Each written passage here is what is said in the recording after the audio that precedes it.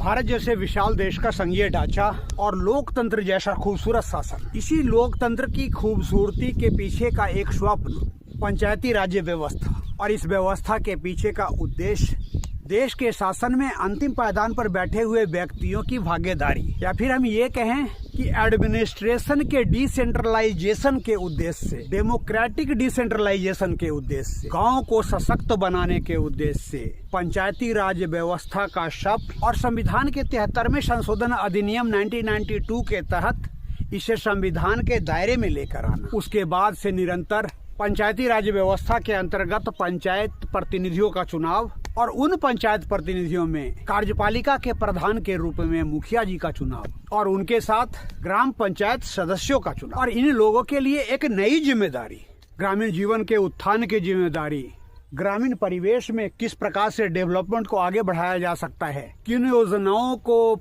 पूर्ण करके डेवलपमेंट को आगे बढ़ाया जा सकता है, ये तय करने की जिम्मेवारी और उस पे काम करने की जिम्मेदारी। लेकिन क्या जो सपना पंचायती राज व्यवस्था का देखा गया था वो हूबहू जमीन पे उतर पाया है, या फिर जमीन पे आते आते इसमें कई प्रकार की विकृतियां नजर आनी चालू हो गई? इन सभी विषयों पर विशेष रूप से चर्चा करने से पहले अगर मेरा प्रयास आपको पसंद आए तो मेरे इस चैनल को लाइक करें, सब्सक्राइब करें और ज्यादा से ज्यादा लोगों को शेयर करें। Radhe Radhe. Farm to future का प्लेटफॉर्म, और उस प्लेटफॉर्म के माध्यम से मैं मनोज आपके साथ अपने खेतों के बीच प्याज की फसल और उसके पीछे गर्मा धान की फसल, खेत, फसल, कृषि व्यवस्था, फसल प्रबंधन, ऐसे कई विषय को छूता हुआ ये चैनल आज का जो विषय है वो थोड़ा सा अलग हटकर लेकिन पूरी तरह से किसान के जीवन को प्रभावित करता हुआ, ग्राम पंचायत की जिम्मेवारियां और उसके काम करने के तौर तरीकों से प्रभावित होते हुए लोग, और इसकी सारी रूपरेखा एक पंचायत विशेष के क्रियाकलापों के अनछुए पहलुओं को टटोलने की कोशिश के माध्यम मात्र से। बंधुओं, पंचायती राज व्यवस्था पूरी तरह से ग्रामीण जीवन पर आधारित है, या फिर हम ये कहें कि पंचायती राज व्यवस्था ग्रामीण जीवन के उत्थान के सोचों को साकार करने वाली व्यवस्था है। और इस व्यवस्था के अंतर्गत निरंतर चुनाव और पंचायत के अंतर्गत गांव के विकास के लिए निरंतर सरकार के द्वारा पंचायत कोष में राशि एक प्रॉपर चैनल के माध्यम से, और उस राशि का सही जगह पर इस्तेमाल हो रहा है या नहीं हो रहा है, उसकी जिम्मेदारी कई संबंधित पदाधिकारियों पर, संबंधित टेबलों पर। और पंचायतों में जो काम करने का तरीका है वो ये कि मुखिया जी और ग्राम पंचायत सदस्य आपस में विचार विमर्श कर उन योजनाओं का चुनाव करते हैं जो पंचायत की जनता इस टीम के सामने रखती है। उन योजनाओं की जरूरत के अनुसार, आवश्यकता के अनुसार, उनकी प्राथमिकता के अनुसार ये तय किया जाता है कि जो भी आवश्यक राशि आई है उस राशि के दायरे में किन किन आवश्यक योजनाओं को पूरा किया जा सकता है। और इसके लिए समय समय पर कार्यकारिणी, और उस कार्यकारिणी में मुखिया जी और ग्राम पंचायत सदस्य आपस में मिलकर सभी योजनाओं पे चर्चा, और चर्चा के बाद जरूरत के हिसाब से योजनाओं का चुनाव। लेकिन ये जो मैं बात कर रहा हूँ वो एक सपना था पंचायती राज व्यवस्था, और जमीन पे जो हकीकत है वो इससे कोसों दूर। और आज का जो वीडियो है उसी हकीकत को आपके सामने लाने का एक प्रयास, जो मैं बिहार के पटना जिला के धंधरुआ प्रखंड के विजयपुरा पंचायत की जमीनी हकीकत के आधार पे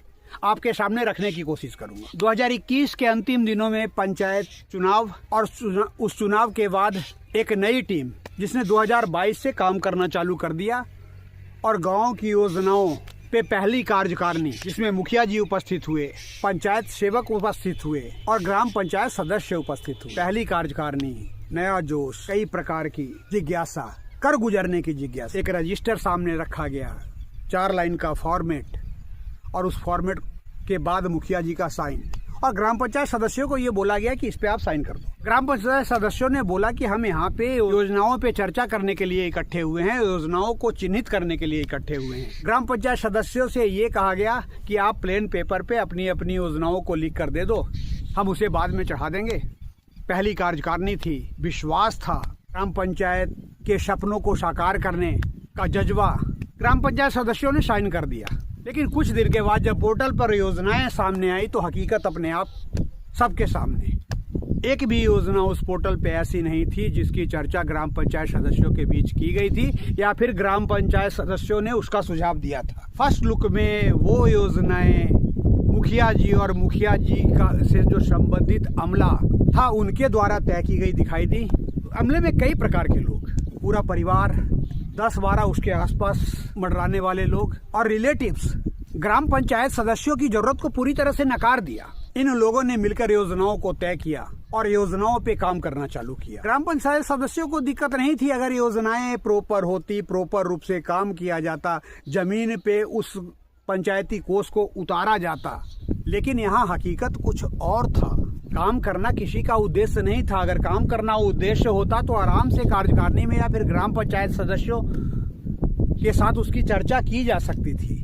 यहाँ था किसी प्रकार से उस पंचायत कोष को अपना कोष बनाने का काम। योजनाएं चालू की गई, कई नालियों का निर्माण किया गया, नई नालियों का निर्माण, लेकिन पुरानी नालियों को नया रंग रोगन और उस पे नई नालियों का फंड जो है वो खर्च दिखाया गया। ये जो आप देख रहे हैं 1.5 साल पहले इन नालियों का निर्माण हुआ है। नालियों का निर्माण नहीं हुआ है, पुरानी नालियों पे ऊपर से प्लास्टर करके ऊपर ढक्कन, और ये ढक्कन जो है आपके सामने जर्जर हालत में या फिर ये कहें कि कई प्रकार की दुर्घटनाओं को न्योता देता हुआ ऐसा निकल गया। एक प्रॉपर नई नाली के स्कीम को तैयार नालियों पे ऊपर से रंग रोगन करके दिखाने की कोशिश को पूरा कर सारा पैसा, और ये बात सिर्फ इसी नाली पे लागू नहीं होती है, पंचायत में कई जगहों पे जहाँ पे भी नालियाँ बनी हुई थी उसे नया रंग रोगन, नया लुक देकर नई नाली का पैसा उसके नाम पे अपनी जेब में, नालियों को ऊपर से ढालने की स्कीम आपके सामने है। कई नालियां ढक्कन की आस में टूट चुकी हैं, जबकि 1 साल पहले ही उसका निर्माण। और ये नालियां नहीं, वो या स्वच्छता अभियान के तहत सोख्ताओं के निर्माण में बड़े पैमाने पर लूट, काफी संख्याओं में कागजों पे सोख्ताओं का निर्माण, लेकिन जमीनी हकीकत इससे कोसों दूर। और 1-2 वार्डों में सोख्ताओं का निर्माण करवाया भी गया तो वो उन वार्डों को चयनित किया गया जहां से आसानी से पैसे को अपना बनाया। सोख्ताओं का निर्माण जैसे तैसे 5 इंच की दीवार, आसपास में कोई घर नहीं जिसको उन सोख्ताओं से कनेक्ट किया गया। सोख्ता कागजों पे कुछ दिखाया गया, बनी 10 या 20%, ऐसा 100% का खर्च। और ये उस समय जब पंचायती राज कोष को देखने के लिए सही जगह पे वो खर्च हो रहा है या नहीं हो रहा है उसे तय करने के लिए कई प्रकार के टेबलों की व्यवस्था, संबंधित पदाधिकारियों की व्यवस्था, लेकिन कहीं से भी किसी भी प्रकार की रोक टोक नहीं। बेखौफ, बेखटक, बेहिचक इस सरकारी फंड को अपना बनाने का काम इस धनरुआ प्रखंड के विजयपुरा पंचायत में जिस तेजी से किया जा रहा है पिछले 4 साल से, वो अपने आप में कई प्रकार के प्रश्नों को जन्म दे रहा है। क्या ये जो सरकारी पैसा है इसके रखरखाव की जिम्मेवारी, इसे सही जगह पे इसका इस्तेमाल हो रहा है, ये तय करने की जिम्मेवारी किसी संबंधित पदाधिकारी को नहीं दी जाती? और अगर दी जाती है, बाद भी इतनी बड़ी लूट है, क्या जनता ये नहीं सोच सकती है कि कहीं न कहीं ये जो लूट जारी है इसमें सबकी सहभागिता है? क्योंकि पंचायतों के अंतर्गत योजनाओं के नाम पर लूट हुई है और ग्राम पंचायत सदस्यों ने इस लूट की जानकारी समय समय पर संबंधित टेबल पे संबंधित पदाधिकारियों के सम्मुख शिकायत के रूप में रखी है। पंचायतों में आई छोटी से छोटी विकास की योजना, लेकिन इस विजयपुरा पंचायत में सबसे पहले ये तय होना होता है कि इन योजनाओं की राशि में से मुखिया जी की जेब में कितना जाना है। चाहे वो अंत्योष्ठी योजना को ले लें, 15वीं वित्त को ले लें, षष्ठी को ले लें। षष्ठी में तो 99% तक की लूट, और उस लूट का एक कारण है, इस विजयपुरा पंचायत में मुखिया के पद पे एक व्यक्ति नहीं, एक साथ 15 व्यक्ति, मुखिया जी का पूरा परिवार, मुखिया जी के रिलेटिव और उसके साथ साथ 10 से 12 और व्यक्ति मुखिया जी के पूरे पावर को अपने आप में समाहित किए, सभी की जेबें भरनी है।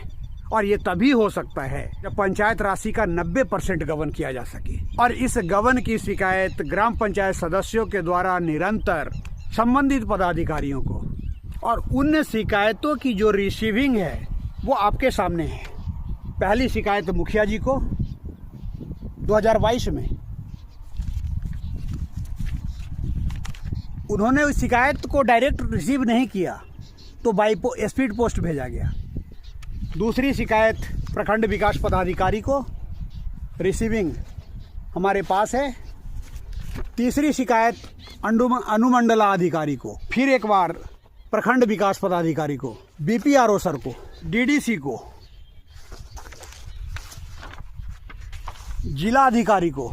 और हमने जब भी शिकायत की, इस पंचायत के 13 ग्राम पंचायत सदस्यों ने मिलकर की, जिसकी बजाबते मतलब हर शिकायत पे सभी ग्राम पंचायत सदस्यों का हस्ताक्षर और उनकी वार्ड संख्या के हिसाब से मुहर। और ये शिकायत की कॉपी जो है वो लगभग 100 के आसपास उसकी रिसीविंग जो है वो मेरे पास उपलब्ध है।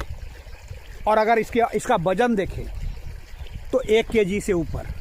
तो ग्राम पंचायत सदस्यों ने अपनी जिम्मेवारी का निर्वाह किया। जिन योजनाओं में भी काम किया गया लूट के उद्देश्य से किया गया और इसकी जानकारी समय समय पर ग्राम पंचायत सदस्यों ने संबंधित अधिकारी को देने की कोशिश की। लेकिन इस नए कार्यकाल में लगभग 4.5 साल का समय बीत चुका है। जब भी पैसा आया काफी तेजी से उसको खर्च में दिखाया गया। योजनाएं कहां पर क्रियान्वित हुई ज्यादातर लोगों को पता नहीं चला। समय समय पर शिकायत और 100 शिकायत, लेकिन कभी भी किसी संबंधित पदाधिकारी ने शिकायतकर्ता की इस शिकायत पे कोई भी रुचि नहीं ली।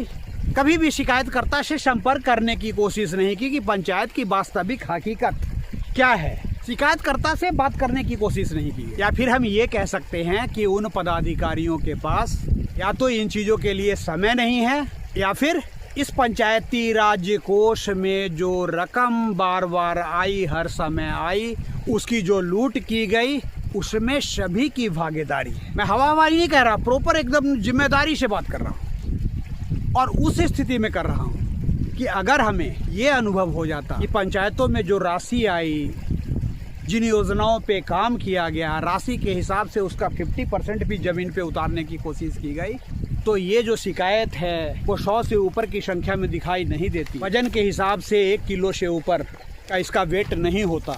पैसा कहाँ गया, कैसे गया, ये पता लगाना ज़्यादा मुश्किल नहीं है। फिर से यही कहूँगा कि जो भी सरकारी पैसा आता है एक प्रॉपर चैनल के माध्यम से आता है।